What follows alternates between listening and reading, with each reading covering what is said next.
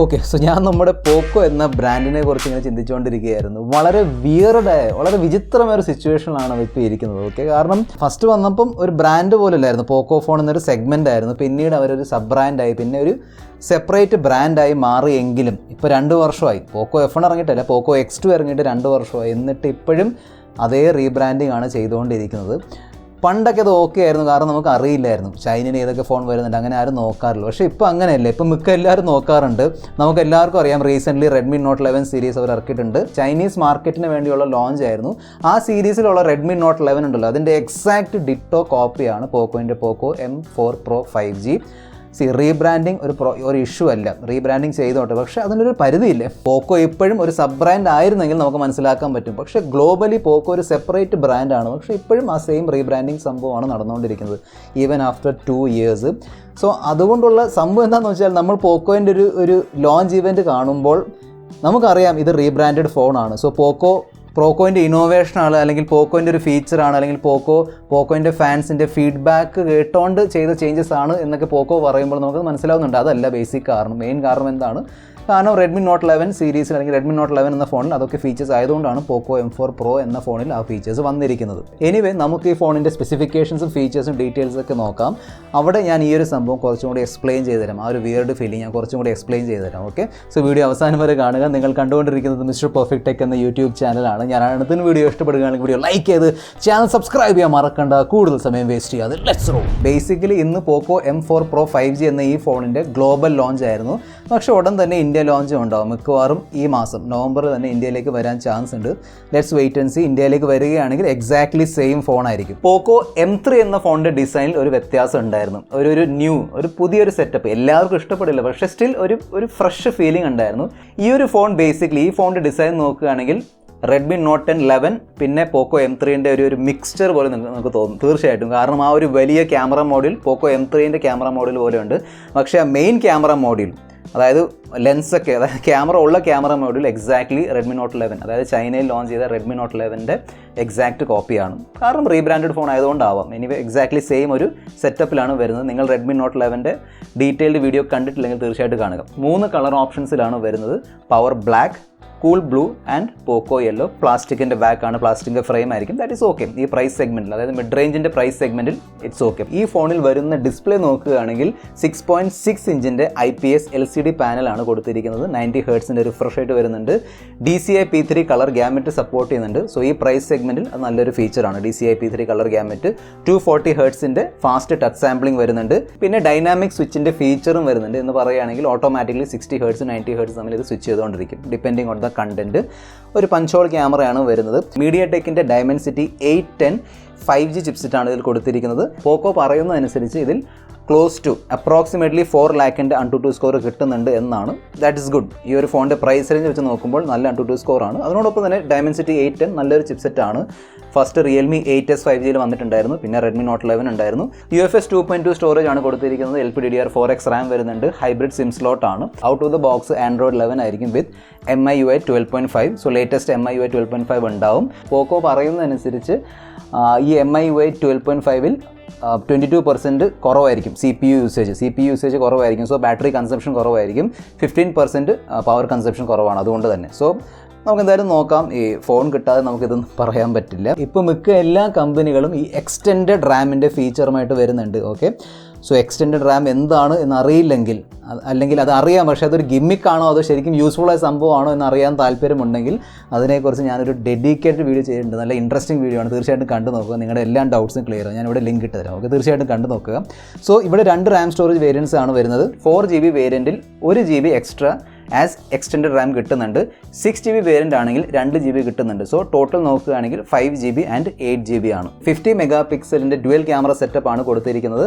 So 50 mega pixel primary sensor, പിന്നെ 8 mega പിക്സലിൻ്റെ ultrawide വരുന്നുണ്ട്. 109 degree field of view ഉള്ള ultrawide ആണ് കൊടുത്തിരിക്കുന്നത്. ഈ ഡ്യുവൽ ക്യാമറ സെറ്റപ്പ് ഉണ്ടല്ലോ, ഇത് ബേസിക്കലി കോസ്റ്റ് കട്ടിങ്ങിന് വേണ്ടി ചെയ്തിരിക്കുന്ന സംഭവമാണ്. അതായത് ഡെപ്ത് സെൻസർ ഇല്ല, മാക്രോ സെൻസർ ഇല്ല. സോ ആ ഒരു സംഭവം ആ കോസ്റ്റിങ്ങിൽ കട്ട് ചെയ്യാൻ പറ്റുള്ളൂ. അത് നല്ലതാണ്. നമ്മൾ നോക്കുകയാണെങ്കിൽ നല്ലതാണ്. കാരണം ആരും യൂസ് ചെയ്യാത്ത, അല്ലെങ്കിൽ ഓൾമോസ്റ്റ് 99% ആളുകൾ യൂസ് ചെയ്യാത്ത മാക്രോ ഡെപ്ത് കൊടുത്തിട്ട് കാര്യമില്ല. പക്ഷേ പോക്കോ പറയുന്നതനുസരിച്ച് പോക്കോയിൻ്റെ ഫാൻസ് കംപ്ലയിൻറ്റ് ചെയ്തതുകൊണ്ടാണ്, അല്ലെങ്കിൽ പോക്കോയിൻ്റെ ഫാൻസിൻ്റെ സൈഡിൽ നിന്ന് കിട്ടിയിരിക്കുന്ന ഫീഡ്ബാക്ക് കാരണമാണ് അവർ ചേഞ്ച് ചെയ്തിരിക്കുന്നത് എന്നാണ്. പക്ഷേ അങ്ങനെയല്ല, അത് ചേഞ്ച് ചെയ്യേണ്ടി വന്നു. കാരണം റെഡ്മി നോട്ട് 11 എന്ന ഫോണിൽ ഡ്യുവൽ ക്യാമറ സെറ്റപ്പാണ് വരുന്നത്. അതുകൊണ്ടാണ് പോക്കോ M4 Pro 5G എന്ന ഫോണിൽ ഡ്യുവൽ ക്യാമറ സെറ്റപ്പ് വരുന്നത്. സോ പോക്കോയിൻ്റെ ലോഞ്ച് ഇവൻറ്റിൽ ഇതുപോലത്തെ ഡയലോഗുകളൊക്കെ കേൾക്കുമ്പോൾ നമുക്ക് ഒരു വല്ലാത്തൊരു ഫീലിംഗ് വരും, തീർച്ചയായിട്ടും വരും. അത് സ്പെഷ്യലി നിങ്ങൾ ടെക്ക് ഫോളോ ചെയ്യുന്നവരാണെങ്കിൽ തീർച്ചയായിട്ടും നിങ്ങൾക്ക് ആ ഒരു ഫീലിംഗ് വരും. പിന്നെ ടെക്ക് ഫോളോ ചെയ്യാത്തവർ ഒരിക്കലും ലോഞ്ച് ഇവൻ്റ് ഒന്നും കാണാൻ പോകുന്നില്ല. ഇനി ആപ്പിൾ ഐഫോൺ ലോഞ്ച് ഇവൻ്റൊക്കെ ആണെങ്കിൽ എല്ലാവരും കാണാറുണ്ട്. പക്ഷേ ഇങ്ങനത്തെ ഫോൺസിൻ്റെ ലോഞ്ച് ഇവൻ്റ് ഒന്നും ആരും ശ്രദ്ധിക്കാറില്ല. സ്പെഷ്യലി ടെക്ക് ഫോളോ ചെയ്യാത്തവരൊക്കെ ആണെങ്കിൽ ശ്രദ്ധിക്കില്ല. നോർമലി ഇത് കാണുന്നത് ടെക്ക് ഫോളോ ചെയ്യുന്നവരാണ്. അവർക്ക് എന്തായാലും അറിയാം റെഡ്മി നോട്ട് 11 സീരീസ് ഈയിടെയാണ് ലോഞ്ച് ചെയ്തത്, അതിൻ്റെ റീബ്രാൻഡാണ്. സോ അതുകൊണ്ട് പോക്കോ നമ്മുടെ ഇന്നോവേഷനാണ്, അല്ലെങ്കിൽ നമ്മുടെ ഫീഡ്ബാക്ക് വെച്ച് ചെയ്തതാണെന്ന് പറയുമ്പോൾ നമുക്കത് മനസ്സിലാക്കാൻ പറ്റും. അതുകൊണ്ടല്ല അത് ചെയ്തിരിക്കുന്നത്. 16 മെഗാ പിക്സലിൻ്റെ ആണ് സെൽഫി ക്യാമറ. പിന്നെ പോക്കോ M3 Pro 5G ഉണ്ടായിരുന്ന ആ night mode, slow motion, kaleidoscope, timeless വീഡിയോൻ്റെ ഓപ്ഷനൊക്കെ ഇവിടെയും വരുന്നുണ്ട്. 5000 mAh അത്യാവശ്യം വലിയൊരു ബാറ്ററി വരുന്നുണ്ട്. 33 വാട്ടിൻ്റെ ആണ് ഫാസ്റ്റ് ചാർജർ. പോക്കോ പറയുന്നതനുസരിച്ച് ഇതിലൊരു MMT ചാർജിങ് ടെക്നോളജി ഉണ്ട് എന്ന് പറയുകയാണെങ്കിൽ ഈ ടെക്നോളജി കാരണം ഈ 33 വാട്ടിൻ്റെ ചാർജർ ഉണ്ടല്ലോ, ഇത് പഴയ 50 വാട്ടിൻ്റെ ചാർജിനെക്കാളും ഫാസ്റ്റാണ് എന്നാണ് പോക്കോ പറയുന്നത്. ബേസിക്കലി MMT ടെക്നോളജി എന്താണെന്ന് വെച്ചാൽ, നോർമലി നമ്മളൊരു ഫോൺ ചാർജ് ചെയ്യുമ്പോൾ ഫസ്റ്റ് അത് ഭയങ്കര നല്ല ഫാസ്റ്റായിട്ട് ചാർജ് ആവും. എസ്പെഷ്യലി 75-80% വരെ നല്ല ഫാസ്റ്റ് ചാർജിങ് ആയിരിക്കും. അത് കഴിഞ്ഞ് ഒരു trickle down charging, slow charging ആയിരിക്കും. അതിൻ്റെ മെയിൻ കാരണം എന്താണെന്ന് വെച്ചാൽ ബാറ്ററിയുടെ ഒരു ലെങ്ത്, ലൈഫ് സ്പാൻ കൂട്ടാൻ വേണ്ടിയുള്ള ഒരു ടെക്നോളജിയാണത്. പക്ഷേ ഇവിടെ പോക്കോ പറയുന്നതനുസരിച്ച് ഇവിടെ ഡ്യുവൽ കറണ്ടിൻ്റെ സപ്ലൈ ഒക്കെ ഉണ്ട്. അതുകൊണ്ട് ആ ഒരു സ്ലോനെസ് ഉണ്ടല്ലോ, ലാസ്റ്റ് വരുന്ന ഒരു സ്ലോ, അതും അവർക്ക് ഫാസ്റ്റ് ചെയ്യാൻ പറ്റും. സോ അതുകൊണ്ട് തന്നെ ഈ ഫോൺ ഫുൾ ചാർജ് ആവാൻ 1 മണിക്കൂർ എടുക്കുകയുള്ളൂ. അതായത് 59 മിനിറ്റ്സ് കൊണ്ട് നമുക്ക് ഈ ഒരു ഫോൺ 100% ചാർജ് ചെയ്യാൻ പറ്റും. അതാണ് പോക്കോ പറയുന്നത്. ഈ ഫോണിൻ്റെ മറ്റ് ഫീച്ചേഴ്സ് നോക്കുകയാണെങ്കിൽ ഡ്യുവൽ സ്റ്റീരിയോ സ്പീക്കേഴ്സ് വരുന്നുണ്ട്. That's good. ഈ പ്രൈസ് സെഗ്മെൻറ്റിൽ ഡ്യുവൽ സ്റ്റീരിയോ സ്പീക്കേഴ്സ് നല്ലൊരു ഓപ്ഷനാണ്. ഈ ഫോണിൽ എക്സ് ആക്സിസ് ലീനിയർ മോട്ടറും വരുന്നുണ്ട് എന്ന് പറയുകയാണെങ്കിൽ നോർമലി വില കൂടിയ ഫോൺസിൽ വരുന്ന ഒരു ഫീച്ചറാണ് x axis linear motor. Haptic feedback ഉണ്ടല്ലോ, കുറച്ചും കൂടി പ്രീമിയം ഹാപ്റ്റിക് ഫീഡ്ബാക്ക് കിട്ടാൻ വേണ്ടിയുള്ള ഫീച്ചറാണ്. പിന്നെ സൈഡ് മൗണ്ടഡ് ഫിംഗർ പ്രിൻറ്റ് സ്കാനറാണ് കൊടുത്തിരിക്കുന്നത്. ഈ ഒരു ഫിംഗർ പ്രിൻറ്റ് സ്കാനർ, അതായത് പവർ ബട്ടൻ്റെ മേളിൽ ഡബിൾ ടാപ്പ് ചെയ്യുമ്പോൾ നമുക്ക് സ്പെസിഫിക് ഫംഗ്ഷൻസ് ഒക്കെ അസൈൻ ചെയ്യാൻ പറ്റും. ഫോർ എക്സാമ്പിൾ ഫ്ലാഷ് ലൈറ്റ് ഒക്കെ സ്വിച്ച് ഓൺ ചെയ്യാൻ പറ്റും, സ്ക്രീൻഷോട്ട് എടുക്കാൻ പറ്റും. അങ്ങനെ 5-6 ഫംഗ്ഷൻസ് ഒക്കെ അവർ കൊടുത്തിട്ടുണ്ട്. പിന്നെ നോർമലി ഷവോമി അല്ലെങ്കിൽ പോക്കോ ഫോൺസിൽ വരുന്ന IR ബ്ലാസ്റ്റർ ഇവിടെയും വരുന്നുണ്ട്. FM റേഡിയോൻ്റെ ഓപ്ഷൻ ഉണ്ട്. NFC കൊടുത്തിട്ടുണ്ട്. പക്ഷേ ഇന്ത്യയിലേക്ക് വരുമ്പോൾ മിക്കവാറും NFC ഉണ്ടാവില്ല. ഈ പോക്കോ M4 Pro 5G എന്ന ഫോൺ പോക്കോ M3 Pro 5G എന്ന ഫോണുമായിട്ട് കമ്പയർ ചെയ്യുകയാണെങ്കിൽ തീർച്ചയായിട്ടും എല്ലാ സെഗ്മെൻറ്റിലും ഇമ്പ്രൂവ്മെൻ്റ് ഉണ്ട്. 4GB 64GB പ്രൈസാണ് €229. അതായത് ഓൾമോസ്റ്റ് 19,600 രൂപയാണ്. പേടിക്കേണ്ട, ഇത് യൂറോപ്യൻ പ്രൈസാണ്, അത് എപ്പോഴും കൂടുതലായിരിക്കും. ഒരു ഇനീഷ്യൽ ഏർലി ബേർഡ് ഓഫർ വന്നിട്ടുണ്ട്, അത് 17,000 രൂപയാണ് ഈ ഒരു 4GB 64GBക്ക് വേണ്ടി. 6GB 128GBയുടെ നോർമൽ പ്രൈസാണ് €249, അതായത് 21,000 രൂപയാണ്. ഈ വേരിയൻറ്റിൻ്റെ ഏർലി ബേർഡ് ഓഫർ പ്രൈസാണ് €219, അതായത് 18,700 രൂപ. ഇന്ത്യയിലേക്ക് വരുമ്പോഴേക്കും മിക്കവാറും 15,000 16,000 ആ പ്രൈസ് റേഞ്ചിൽ വരാൻ സാധ്യതയുണ്ട്. ഈവൻ 17,000 പോകാൻ സാധ്യതയുണ്ട് ടോപ്പ് വേരിയൻറ്റ്. പക്ഷേ സ്റ്റാർട്ടിങ് എന്തായാലും 15,000-16,000 ആയിരിക്കും. ഫോൺസിൻ്റെ റീബ്രാൻഡിങ് ഒരു ഇഷ്യൂ അല്ല. പക്ഷേ റീബ്രാൻഡിങ് മാത്രം ചെയ്യുമ്പോൾ നമുക്കൊരു വല്ലാത്തൊരു ഫീലിംഗ് ആണ് വരുന്നത്. സ്പെഷ്യലി ടെക്ക് ഫോളോ ചെയ്യുന്നവർക്ക് ഒരു വല്ലാത്തൊരു ഫീലിംഗ് വരും. സ്പെഷ്യലി പോക്കോ എന്ന ബ്രാൻഡ്, ഞാൻ പോക്കോ എന്ന ബ്രാൻഡിനെ പണ്ട് തൊട്ട് പോക്കോ F1 തൊട്ട് ഫോളോ ചെയ്തുകൊണ്ടിരിക്കുകയാണ്. എൻ്റെ കയ്യിൽ പോക്കോ F1 ഉണ്ടായിരുന്നു, പോക്കോ X2, പോക്കോ X3, പോക്കോ X3 Pro, പോക്കോ M3, ഇതെല്ലാം ഞാൻ യൂസ് ചെയ്ത് നോക്കുന്നുണ്ട്. ഇപ്പം റീസെൻ്റ്ലി ഇറങ്ങിയ പോക്കോ F1 GT വരെ ഞാൻ വാങ്ങിച്ച് യൂസ് ചെയ്ത് നോക്കിയിട്ടുണ്ടായിരുന്നു. അൺബോക്സിംഗ് ചെയ്തിട്ടുണ്ട്, കണ്ടു നോക്കുക. സോ സബ് ബ്രാൻഡ് ആണെങ്കിൽ നമുക്ക് മനസ്സിലാക്കാൻ പറ്റും. പക്ഷേ പോക്കോ ഇപ്പോൾ ഒരു ഇൻഡിപെൻഡൻറ്റ് ബ്രാൻഡാണ്. ഇപ്പോൾ 2 വർഷമായി പോക്കോ X2 ഇറങ്ങിയിട്ട്. ഇപ്പോഴും ഇവർ റീബ്രാൻഡ് തന്നെ ചെയ്തുകൊണ്ടിരിക്കുകയാണ്. ഫോർ എക്സാമ്പിൾ നമ്മൾ ഐക്യുവിൻ്റെ എക്സാമ്പിൾ എടുക്കുകയാണെങ്കിൽ ഐക്യു വിവോൻ്റെ ഒരു സബ് ബ്രാൻഡാണ്. സ്റ്റിൽ ഐക്യു എന്ന ബ്രാൻഡിന് ഒരു ഐഡൻറ്റിറ്റി ഉണ്ട്. അവർ ഏത് ഫോൺ എടുത്ത് നോക്കിയാലും ഐക്യുവിൻ്റെ ഫോണിൻ്റെ ഒരു ഐഡൻറ്റിറ്റി അവർ കൊണ്ടുവരാൻ നോക്കിയിട്ടുണ്ട്. അത് വിവോൻ്റെ കോപ്പി അല്ലെങ്കിൽ വിവോൻ്റെ മറ്റൊരു ഫോണിൻ്റെ റീബ്രാൻഡിങ് ഫോണായിട്ട് നമുക്ക് തോന്നാറില്ല.